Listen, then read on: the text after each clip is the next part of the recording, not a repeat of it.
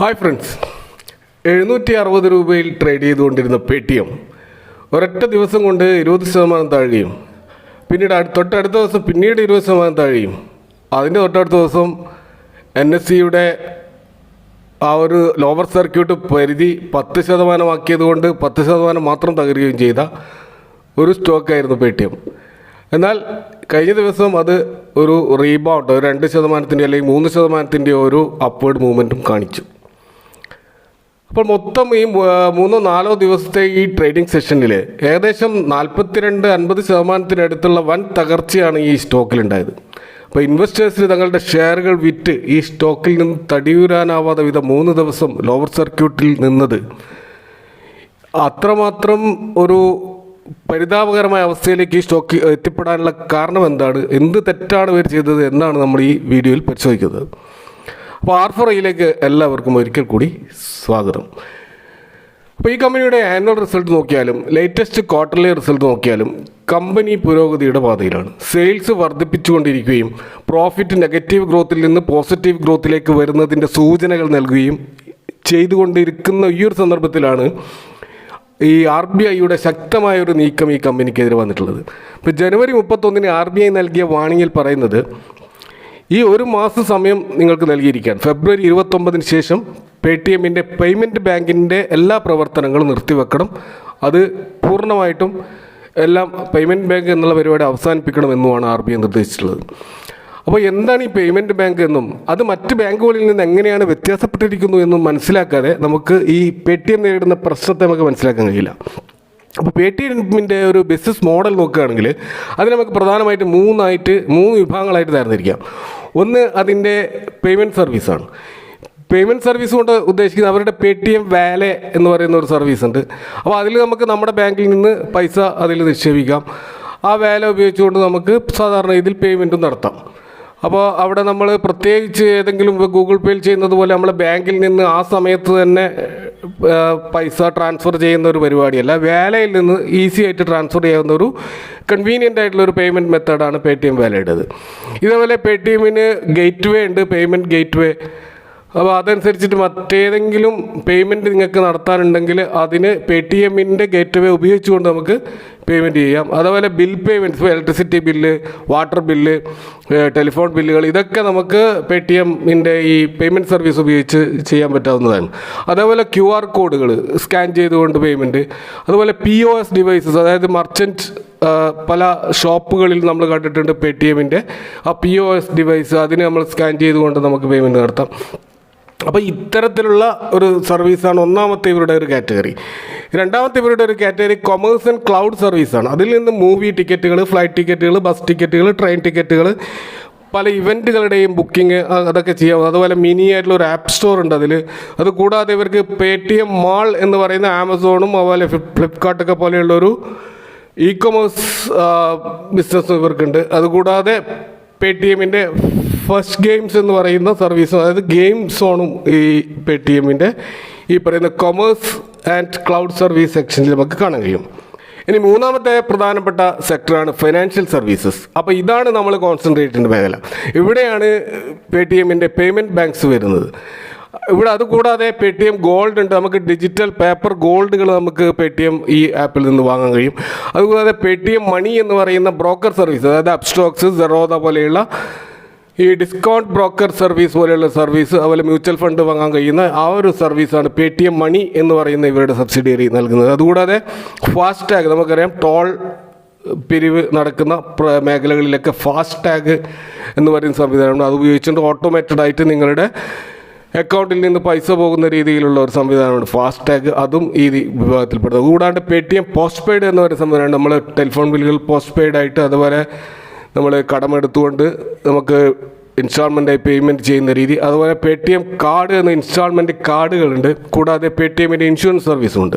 ഇതൊക്കെ അടങ്ങിയ ഒരു മൊത്തത്തിലുള്ള ഒരു മേഖലയാണ് ഫൈനാൻഷ്യൽ സർവീസ്. ഈ ഫൈനാൻഷ്യൽ സർവീസസിൽ ഉൾപ്പെടുന്ന പേയ്മെൻറ്റ്സ് ബാങ്ക് എന്ന ഒരു വിഷയത്തിലാണ് ഇപ്പോൾ പേടിഎം പ്രതിസന്ധി നേരിടുന്നത്. അപ്പോൾ ഇവിടെ പറഞ്ഞ ഈ മൊത്തത്തിലുള്ള ഈ എല്ലാ 3 സെക്ടറിലുള്ളയും ഈ അതുമായിട്ട് ബന്ധപ്പെട്ട ഏത് ഡീൽ, മൂവി ടിക്കറ്റ് ബുക്ക് ചെയ്യുന്ന ആയിക്കോട്ടെ, ഫാസ്ടാഗ് ആയിക്കോട്ടെ, അതല്ലെങ്കിൽ നമ്മൾ ഒരു സാധനം അവരുടെ കൊമേഴ്സ് പേടിഎം മാളിൽ നിന്ന് പർച്ചേസ് ചെയ്തിട്ട് എല്ലാറ്റിനും നമ്മൾ ഉപയോഗിക്കുന്നത് പേടിഎം പേയ്മെൻറ്റ് ബാങ്കുമായി കണക്റ്റ് ചെയ്യാത്ത മറ്റേതെങ്കിലും നമ്മളുടെ പ്രൈമറി ബാങ്ക് ആണെങ്കിൽ, ഇപ്പോൾ ഉദാഹരണത്തിന് നമ്മുടെ SBI ബാങ്ക് അക്കൗണ്ടാണ് ഉപയോഗിക്കുന്നത്, അല്ലെങ്കിൽ നമ്മൾ ഫെഡറൽ ബാങ്കിൻ്റെ അക്കൗണ്ടാണ് ഉപയോഗിക്കുന്നത്, അല്ലെങ്കിൽ നമ്മൾ ICICI ബാങ്കിൻ്റെ അക്കൗണ്ടാണ് ഉപയോഗിക്കുന്നതെങ്കിൽ ഈ പേടിഎം വാലയിലേക്ക് നിങ്ങൾ പണം ആഡ് ചെയ്യുന്നത് അവിടെ നിന്നാണെങ്കിൽ, അല്ലെങ്കിൽ നിങ്ങൾ ഫാസ്ടാഗിൻ്റെ പണം ഓട്ടോ ഡെബിറ്റ് ആകുന്നത് നിങ്ങളുടെ ഈ ഒരു പ്രൈമറി അക്കൗണ്ടിൽ നിന്നാണെങ്കിൽ, അല്ലെങ്കിൽ നിങ്ങൾ ഷോപ്പിലുള്ള കസ്റ്റമർ പേ ചെയ്യുന്ന QR കോഡ് സർവീസൊക്കെ നിങ്ങളുടെ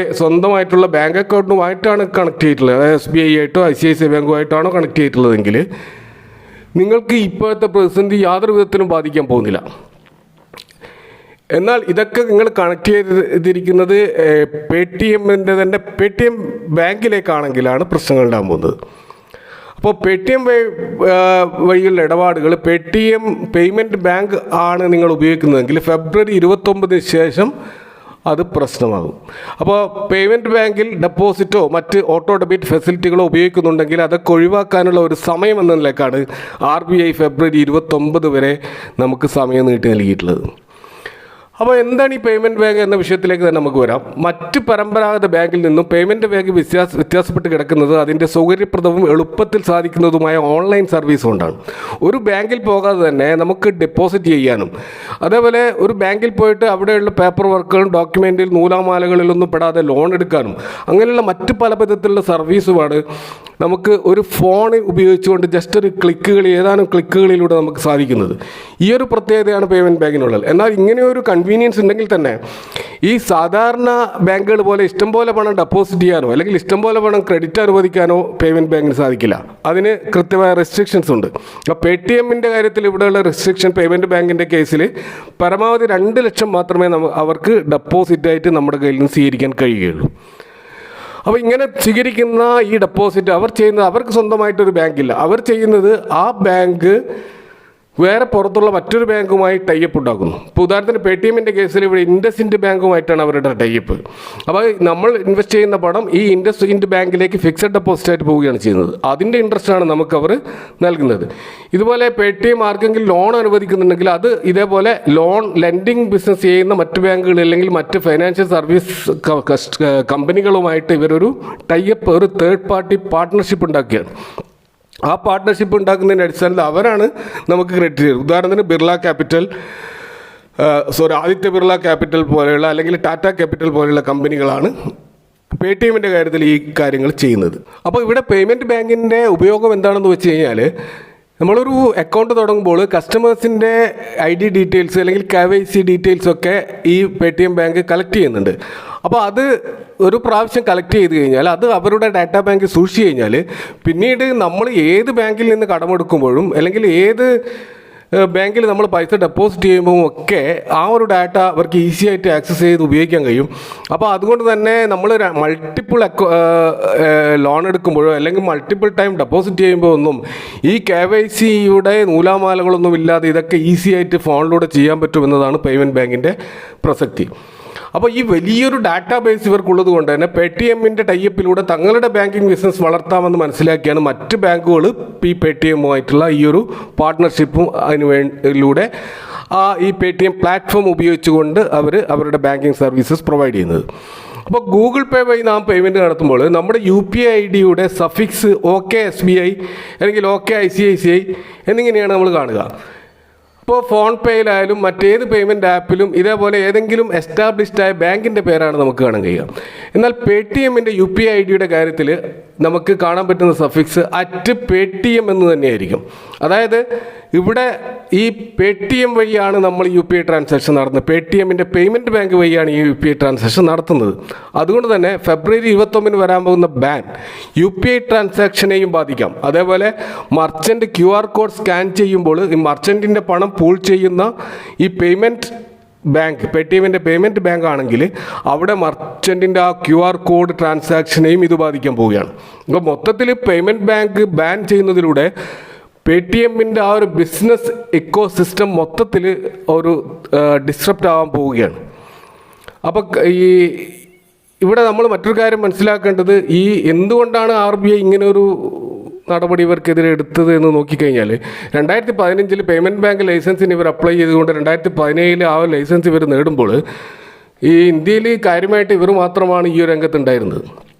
അപ്പോൾ ആളുകൾ രജിസ്റ്റർ ചെയ്യുമ്പോൾ ഇവർ ചെയ്തൊരു കാര്യം, ഡിഫോൾട്ടായിട്ട് അവർ പേയ്മെൻറ്റ് ബാങ്കിൻ്റെ ഒരു സേവിങ്സ് അക്കൗണ്ടും കൂടി തുറക്കുകയായിരുന്നു. അതായത് നിങ്ങൾ Paytm ആപ്പ് ഡൗൺലോഡ് ചെയ്ത് രജിസ്റ്റർ ചെയ്ത് കഴിഞ്ഞാൽ ഓട്ടോമാറ്റിക്കലി നിങ്ങളൊരു Paytmൻ്റെ പേയ്മെൻറ്റ് ബാങ്ക് കൂടി തുറക്കുന്ന രീതിയിലാണ് ഇവർ ആപ്പ് ഡിസൈൻ ചെയ്തത്. അപ്പോൾ അതുകൊണ്ട് തന്നെ പാൻ കാർഡുകളോ മറ്റ് KYC ഡീറ്റെയിലുകളോ ഇല്ലാതെ തന്നെ നിങ്ങളൊരു സേവിങ്സ് ബാങ്ക് അക്കൗണ്ട് അവിടെ തുറക്കുകയാണ് ചെയ്യുന്നത്. അപ്പോൾ ഇത്തരത്തിലുള്ള ഒരു Paytmൻ്റെ രജിസ്ട്രേഷൻ ത്വരിതഗതിയിലാക്കാൻ വേണ്ടിയിട്ട് ഇവർ പല ഓഫറുകൾ നൽകുകയും മൾട്ടി ലെവൽ മാർക്കറ്റിങ്ങിലൂടെ ആളുകളെ ചേർത്ത് കഴിഞ്ഞാൽ ചെയിൻ രീതിയിൽ ഇങ്ങനെ ചേർത്തുകൊണ്ട് അക്കൗണ്ടുകൾ ഇങ്ങനെ വർദ്ധിപ്പിക്കുകയും അങ്ങനെ ഓരോരുത്തരും ചേർക്കുമ്പോൾ അവർക്ക് 50 രൂപ റിവാർഡ് പ്രഖ്യാപിക്കുകയും അപ്പോൾ അത് ചില മൾട്ടി ലെവൽ മാർക്കറ്റ് ചെയ്യുന്ന മണി ചെയിൻ മാർക്കറ്റൊക്കെ ചെയ്യുന്ന ആളുകൾ ഉപയോഗിച്ചുകൊണ്ട് അവരത് വൻതോതിൽ ഇങ്ങനെ കസ്റ്റമേഴ്സിൻ്റെ ഇടയ്ക്ക് ഈ ഇത്തരത്തിലുള്ള സേവിങ്സ് ബാങ്ക് അക്കൗണ്ടുകൾ തുടങ്ങുകയും അത് പലപ്പോഴും KYC ഇല്ലാതെയോ അല്ലെങ്കിൽ ഈ പറയുന്ന കസ്റ്റമറിൻ്റെ കൺസെൻറ്റ് പോലും ഇല്ലാതെയാണ് പലപ്പോഴും ഇതൊക്കെ നടക്കുന്നത് എന്നതായിരുന്നു യാഥാർത്ഥ്യം. അപ്പോൾ ആ 2017-18 കാലഘട്ടങ്ങളിൽ ഇവരിത് വൻതോതിൽ ചെയ്തു. ആ സമയത്തായിരുന്നു ഡിമോണിറ്റൈസേഷനൊക്കെ വരുന്നത്.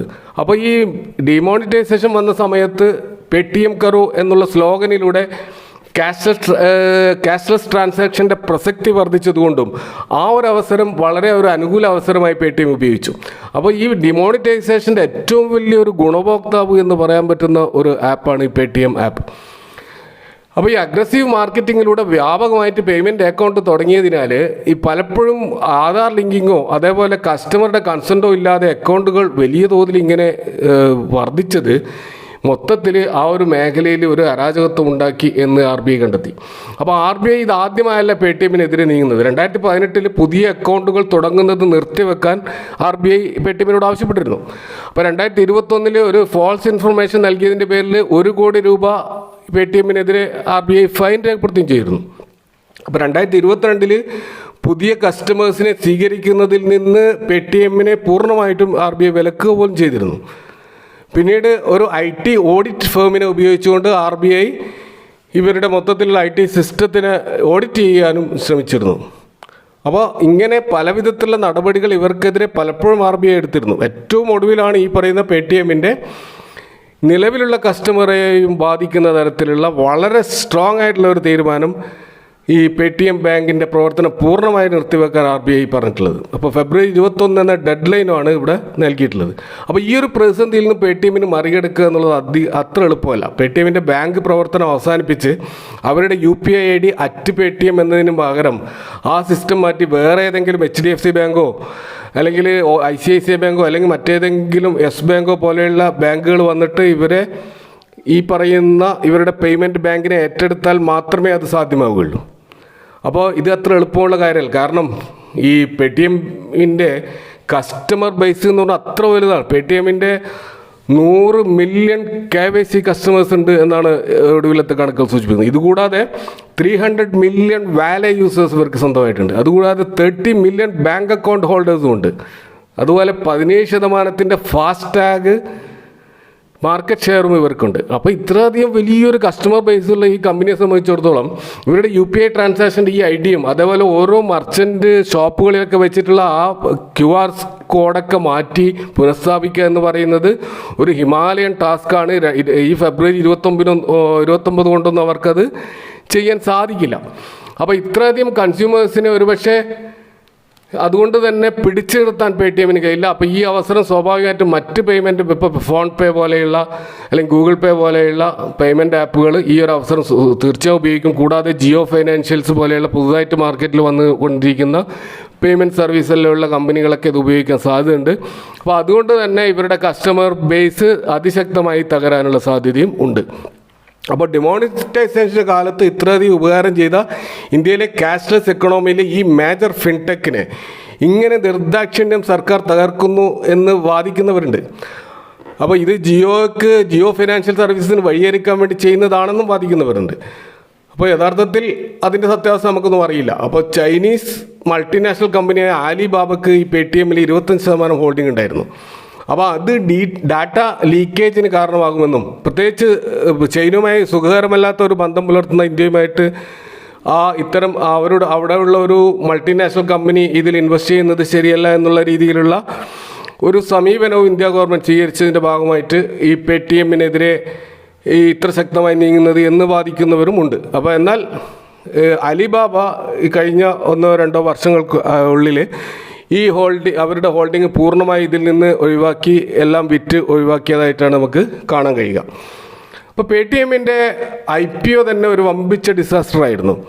ആ പാരൻറ്റ് കമ്പനിയായ 197 കമ്മ്യൂണിക്കേഷൻ്റെ പേരിൽ ഇന്ത്യ ചരിത്രത്തിൽ തന്നെ ഏറ്റവും വലിയ പബ്ലിക് ഇഷ്യൂ ആയ 18,300 കോടിയുടെ IPO ആയിരുന്നു അത്. IPO പ്രൈസ് 2,80-2,180 എന്നുള്ള പ്രൈസ് ബാൻഡ് വളരെ കൂടുതലായിരുന്നു എന്ന് അന്ന് തന്നെ വലിയ വാദമുണ്ടായിരുന്നു.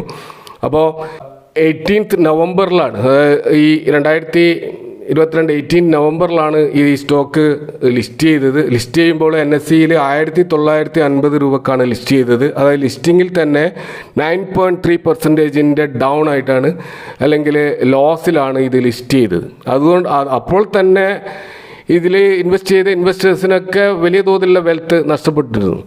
പിന്നീട് അത് വളരെയധികം താഴോട്ട് പോയി 1000 രൂപയിൽ താഴെ വരെ എത്തുകയും ചെയ്തു. അപ്പോൾ ഒരിക്കലും അതിൻ്റെ IPO പ്രൈസിലേക്ക് തിരിച്ചെത്താൻ പേടിഎമ്മിന് ഇതുവരെ സാധിച്ചിട്ടില്ല എന്നുള്ളതാണ് യാഥാർത്ഥ്യം. അപ്പോൾ പേടിഎമ്മിൻ്റെ ആ ഒരു ട്രാജഡി ഇങ്ങനെ തുടർന്നുകൊണ്ടിരിക്കുകയാണ്. ഇപ്പോൾ ലേറ്റസ്റ്റ് ന്യൂസ് വന്നതിൻ്റെ അടിസ്ഥാനത്തിൽ ഇതിപ്പോൾ RBI ഡെലിഗേറ്റ്സുമായിട്ട് ഇവർ സംസാരിക്കുകയാണെന്നും അങ്ങനെയുള്ള വാർത്തകളൊക്കെ പല വിധത്തിലുള്ള വാർത്തകൾ പ്രചരിക്കുന്നത്. ഇവിടെ ട്രേഡേഴ്സിൻ്റെ ഒരു പല ഓപ്പറേറ്റർ ഗെയിമൊക്കെ ഇപ്പോൾ നടക്കുകയാണ്. അപ്പോൾ ഈ മൊത്തത്തിലൊരു ആശയക്കുഴപ്പമാണ് പേടിഎമ്മിലുള്ളത്. അതുകൊണ്ട് തന്നെ ഇതൊരു സ്റ്റേബിൾ ആകുന്നത് വരെ ഈ സ്റ്റോക്കിൽ നിന്ന് അകന്നു നിൽക്കുന്നതാണ് ഏറ്റവും നല്ലത്. അപ്പോൾ ലോവർ വാല്യുവേഷനിൽ കിട്ടുന്നു എന്ന് കരുതി എൻട്രി എടുക്കുന്നതും അപകടകരമായിരിക്കും. അപ്പോൾ ഇതിൻ്റെ മൊത്തത്തിലുള്ള ഈ പ്രശ്നങ്ങളൊക്കെ ഒന്ന് സെറ്റിൽ ഡൗൺ ആകുന്നത് വരെ കാത്തിരിക്കുന്നതായിരിക്കും നല്ലത്. തീർച്ചയായും ഈ സ്റ്റോക്ക് അതിജീവിക്കുമെന്ന് തന്നെയാണ് മനസ്സിലാക്കുക. കാരണം അത്രമാത്രം കസ്റ്റമർ ബേസുള്ള ഒരു കമ്പനിയെ ഈസി ആയിട്ട് കൈയൊഴിയാൻ ഒരിക്കലും ഗവൺമെൻറ്റിന് സാധിക്കില്ല. അപ്പോൾ അതുകൊണ്ട് തന്നെ ഇതിലൊരു കോംപ്രമൈസ് സൊല്യൂഷൻസ് ഒക്കെ വരാൻ സാധ്യതയുണ്ട്. അപ്പോൾ അതൊക്കെ വരുന്നത് വരെ കാത്തിരിക്കുന്നതായിരിക്കും ഏറ്റവും നല്ലത് എന്ന് തോന്നുന്നു. Thank you for watching. See you next time with another video.